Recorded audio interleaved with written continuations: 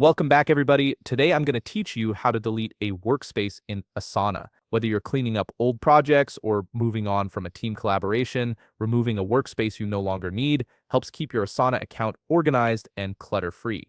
First, go ahead and open Asana in your browser. Once you're logged in, look down to the bottom left corner of your screen where you'll see your profile icon. Click on it to open up your workspace menu. This is where you can view all the workspaces you're currently part of and switch between them easily.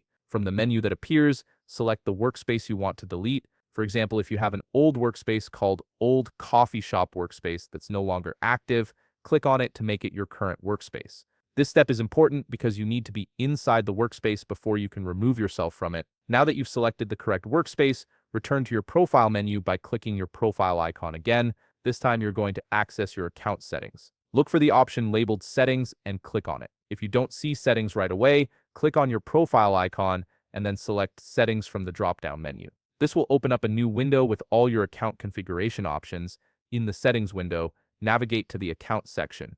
You'll find various options here related to your profile and workspace management. Scroll down through the account settings until you locate the option that says Remove me from this workspace. This is the key action that will delete the workspace from your view and access. Click on Remove me from this workspace and a pop-up window will appear asking you to confirm your decision. This confirmation step is crucial because once you remove yourself, you won't be able to access any of the tasks, projects, or conversations in that workspace anymore. Go ahead and confirm in the pop-up window to complete the removal. Once confirmed, the workspace will immediately disappear from your account. You'll notice it's no longer listed in your workspace menu.